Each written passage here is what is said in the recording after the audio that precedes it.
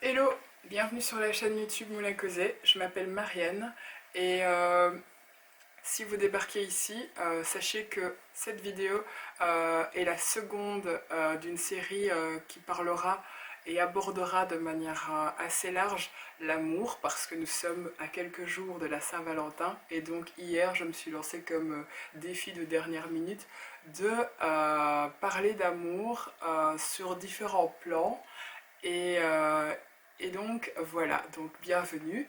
Et si vous débarquez sur la chaîne, sachez que j'ai un blog qui s'appelle comme la chaîne, Moula Causé. Il se retrouve sur www.moulacauser.com si ça vous dit d'aller voir ce que je fais. Voilà pour la présentation. Aujourd'hui, je voulais aborder l'intersectionnalité et, et le et la séduction. Et donc pourquoi intersectionnalité? C'est un mot assez à la mode, mais en fait rien de neuf sous le soleil. Il est apparu en 1989 aux États-Unis par une juriste qui s'appelle Kimberly Crenshaw. Qui en fait s'est interrogée sur le fait que des femmes noires portaient régulièrement plainte pour des discriminations au travail et se retrouvaient, voyaient leur affaire rejetée. Soit elles portaient plainte sous motif de discrimination raciale parce qu'elles étaient noires, mais du coup leurs propos étaient invalidés parce qu'en fait les motifs sur lesquels elles étaient discriminées n'étaient pas recevables parce que d'autres personnes noires telles que les hommes n'avaient pas les mêmes discriminations ou les mêmes requêtes, donc du coup on les rembarrait. Soit elles portaient des plaintes sous motif qu'elles étaient des femmes, mais même chose, on les rembarrait parce que d'autres femmes n'avaient pas les mêmes motifs et donc elles étaient à chaque fois, leur discours était à chaque fois muselé et renvoyé. Et donc l'intersectionnalité, si on peut le résumer, en fait, c'est révéler la spécificité de situations souvent invisibilisées. Et donc moi, je vais parler de ce qui m'amène aujourd'hui à vous parler d'intersectionnalité dans ce domaine-là, c'est le fait d'être moi femme, noire, handicapée et malade. Dans mon rapport de séduction, quand j'essaye de rentrer en contact avec quelqu'un qui me plaît ou qui me plairait, je rencontre souvent la juxtaposition de ces facteurs comme des, des haies sur ma route, quoi. Et donc je voulais un peu les mettre en avant parce que c'est plein de clichés en fait qui font que ça invisibilise le fait que je puisse être une potentielle partenaire ou que je puisse être simplement respectée en fait. Et donc par exemple, je vais donner des exemples parce que je trouve que c'est toujours plus parlant par des exemples. Le fait que je sois une femme, des fois, est très mal pris si je fais le premier pas vers un partenaire parce que j'ai déjà entendu énormément le fait que de faire le premier pas faisait que j'étais une fille facile. Et donc parce que pour la personne en face, ma peut-être assurance ou ma peut-être manière de m'assumer et d'assumer que l'autre me plaît se traduit par le fait que je suis une personne aux mœurs légères à son goût et donc ça invalide le fait que je puisse lui plaire et donc je rentre très souvent en conflit directement alors qu'au départ je pense que c'est réciproque mais rien que le fait d'avoir fait le premier pas fait que j'ai perdu 100 points comme ça d'un coup mais ça relève surtout de toutes ces pensées euh, j'allais dire archaïques, mais elles sont pas archaïques parce qu'elles sont encore là, elles sont encore présentes au XXIe siècle, du fait que c'est l'homme qui invite, c'est l'homme qui paye lors du rendez-vous, c'est l'homme qui dit quand il faut, c'est l'homme qui crée le rythme de la séduction. Et si jamais la fille décide d'être créative et d'être avenante et de prendre le pas, de faire le premier pas, bah, elle annule, elle peut-être émascule ou en tout cas réduit le rôle de l'homme et, donc c'est pas acceptable pour certains. Et ça m'a toujours, j'ai toujours trouvé ça très euh, déstabilisant de se dire que juste parce que tu parles avant lui ou tu lui proposes avant lui, bah, du coup l'histoire ne vaut pas le coup d'être peut-être vécue ou peut-être essayée. Et c'est la même chose aussi par exemple avec énormément d'anecdotes sur le fait que je sois noire, que y a dans l'inconscient de certains garçons, le fait d'être une fille noire crée des,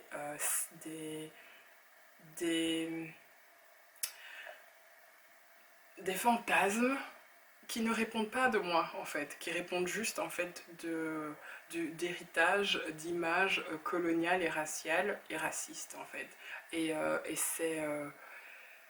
c'est hyper frustrant, énervant, parce que à chaque fois que j'ai ces réflexions, je me dis, mais à quel moment, en fait, quand tu rencontres quelqu'un, tu fais clairement ces réflexions? Parce que le nombre de fois où des hommes sont venus me trouver, le premier qui est venu me trouver, c'était, je pense, quand j'avais 17 ans, 17-18 ans, où j'étais à la gare, et il me voyait regarder le tableau d'affichage, et en me regardant de loin, mais moi je ne l'avais pas vu, il est arrivé et il m'a demandé si je voulais aller dans une chambre d'hôtel avec lui pour passer quelques heures. Je me suis vraiment dit, punaise, c'est hallucinant ce qu'on a comme idée de la jeune fille noire, comme si elle était par nature prostituée. Comme si par nature, elle n'écartait les cuisses que pour l'argent. Comme si par nature, euh, elle n'était que sexe en fait. C'est des cumulations en fait comme ça qui font que t'as juste envie de péter des têtes en fait. C'est clairement ça. Il y a plein de fois où je réponds de manière très sèche, de manière très claire, en expliquant mais à quel moment on fait ça?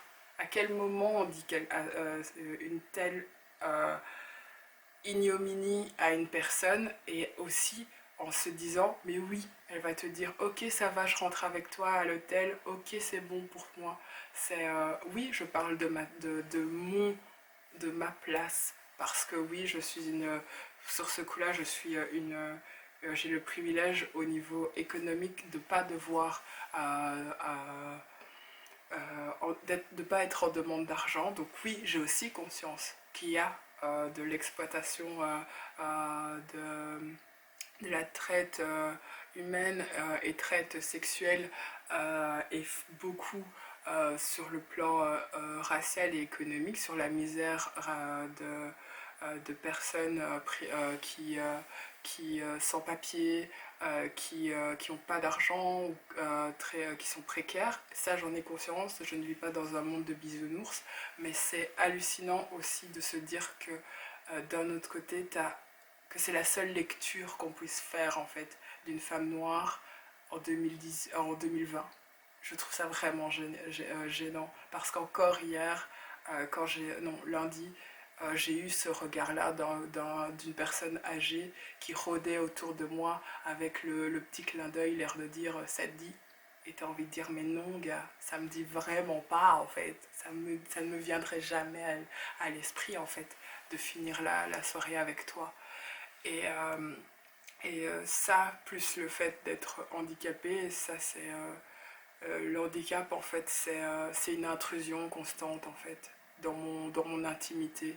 Le nombre de fois où les garçons pour me draguer font le signe genre de se masturber, de se branler, et me demandent genre au bout de, je sais pas, on s'est juste dit bonjour, on a juste bu un verre, et ils font et quoi? Et quoi? Ça marche? Et t'as envie de dire bah gars, je dois répondre à un contrat, je dois te donner, je dois te rendre des comptes alors qu'on se connaît même pas. Non, gars, je ne te répondrai pas. Souvent, quand c'est comme ça et que la personne m'a offert un verre, je fais merci bien, au revoir, et je me casse. Parce que je me dis à quel moment on demande à une personne de rendre des comptes comme ça. Le nombre de personnes qui ont des rapports sexuels non protégés. Est-ce qu'on demande aux gens de faire un contrat en disant est-ce que tu as chlamydia, est-ce que tu as t'es séropositif, est-ce que tu as le papillomavirus, etc., etc. Non, on ne demande pas, on le fait et c'est tout. Pourquoi moi? Parce que ça se voit, parce que c'est clairement visible. Je dois rendre des comptes si je suis valable ou pas valable. À quel moment ça ne se fait pas? Je veux dire, tout ce qui est relations protégées, c'est une question de responsabilité. Mais moi, je ne suis pas responsable de tes insécurités par rapport au fait que tu n'as jamais vu une personne avec deux doigts, quoi. Je veux dire, c'est pas ma faute. Et je ne dois pas te rendre des comptes sur le fait que oui, je peux être ou pas une partenaire intéressante pour toi parce que on ne se connaît pas et je suis autre chose que mes deux pouces en fait. Je suis une personne et donc il faut apprendre à connaître la personne avant de commencer à lui demander de rendre des comptes. Et, euh, et c'est... J'ai énormément d'anecdotes comme ça qui me font de plus en plus en fait assumer mon célibat comme une reine, parce qu'en fait je n'en peux plus. Je n'en peux plus, je n'en peux plus, ça me saoule. Et comme aussi ce qui est hyper déstabilisant à l'heure actuelle, c'est qu'on est énormément sur le fait de rencontrer les personnes dans des milieux festifs et donc du coup alcoolisés souvent.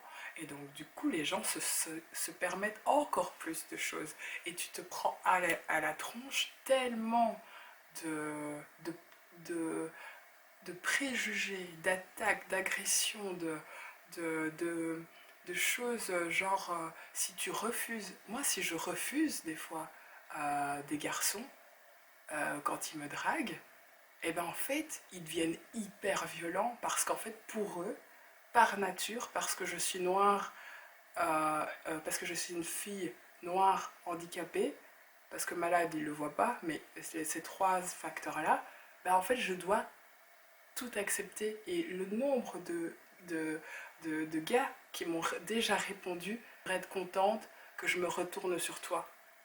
Genre, c'est ma dernière chance en fait dans la vie. Sans lui, je ne serais personne. Donc il faudrait que je le prenne et que je m'accroche à lui et que je fasse tout pour lui plaire et tout ce qu'il le veut parce que je devrais être contente qu'il se retourne sur moi. Et là, je suis là, mais souvent, quand j'ai ces remarques et ces paroles-là, je regarde la personne et je fais tu vaux même pas la peine, gars. Tu vaux même pas la peine. Et j'ai pas envie de me fatiguer, en fait, pour ça. Et donc, je me casse. Et il y a eu quelques fois où ça, le fait que je me casse, ils le prennent encore plus mal parce que ce sera comme un affront en fait. Encore plus, je suis encore plus déterminée et donc ils le prennent encore plus mal le fait que je les affronte sur le fait que non, je ne veux pas. Et je leur dis non, je tiens à mon consentement et je leur dis clairement non, j'ai marqué mon refus et il n'y a pas de peut-être parce que oui, on sait tous que notre société ou en tout cas dans tout ce qui est film, euh, littérature, euh, même on a tendance à dire qu'une fille ne dit jamais vraiment non, mais non, moi je dis non. Je dis non et je l'assume et je le dis clairement et tout. Et voilà. Et donc c'est vous voyez comme ça me prend la tête et que c'est très c'est là quoi sur le fait comment au niveau de la séduction euh, être dans cette intersectionnalité d'être une femme noire, handicapée et malade. Malade, c'est plus dans les relations à long terme que ça devient un problème, souvent. Et j'aimerais bien, j'espère, je suis quelqu'un de positif, donc j'espère qu'un jour peut-être il n'y aura pas de problème derrière tout ça, mais ça reste des strates et des facteurs de vie qui sont plus des inconvénients dans tout ce qui est en rapport avec la séduction, la projection de vie à deux, la possible histoire d'amour, parce que c'est déjà un corps handicapé, c'est fort connoté à un corps qui est presque mort, donc en plus il est mal formé aux yeux de la société, mais c'est fort associé à presque mort, et en plus je suis malade, donc comment je vais finir en fait? Être mon partenaire, comment ça va finir en fait? C'est chaud, hein? C'est difficile, hein? Et donc c'est plein de prends ça dans la tronche. Et donc, ouais, je le dis honnêtement, pour le moment, je suis clairement heureuse d'être célibataire. Parce que des fois, c'est difficile, ouais, comme tout, t'as un peu de solitude, etc. Mais c'est aussi beaucoup plus apaisant parce que je m'en prends moins sur la tronche, quoi. Et au niveau amour-propre et au niveau estime de moi, parce que c'est du combat quotidien, en fait. Et donc, des fois, t'as juste envie de dire stop, j'en peux plus, stop. Et donc voilà, c'était la super vidéo sur la séduction et l'intersectionnalité. J'espère qu'elle vous aura plu. Et donc je vais vous laisser, je vous dis à la prochaine vidéo. Si elle vous a plu, n'hésitez pas à donner vos commentaires, à donner vos impressions, vos expériences. Je ne sais pas, est-ce que vous vous reconnaissez là-dedans ou pas. N'hésitez pas, partagez-la, abonnez-vous à la chaîne et n'hésitez pas à faire un tour sur le site internet du blog www.moulacauser.com ou sur les réseaux Moulacauser parce que je suis assez fréquemment sur Instagram, donc voilà.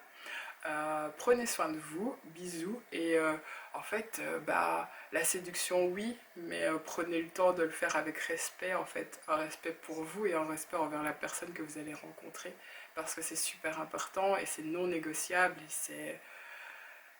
et ouais, je suis peut-être une chiante pour beaucoup de mecs, mais j'assume en fait, parce que le respect c'est non négociable. Et j'ai beau être, si on veut, pour certaines personnes mal barrées dans la vie, je me respecte et je tiens à ce qu'on me respecte. Voilà, c'est tout. Je pense que c'est la conclusion. Bye bye!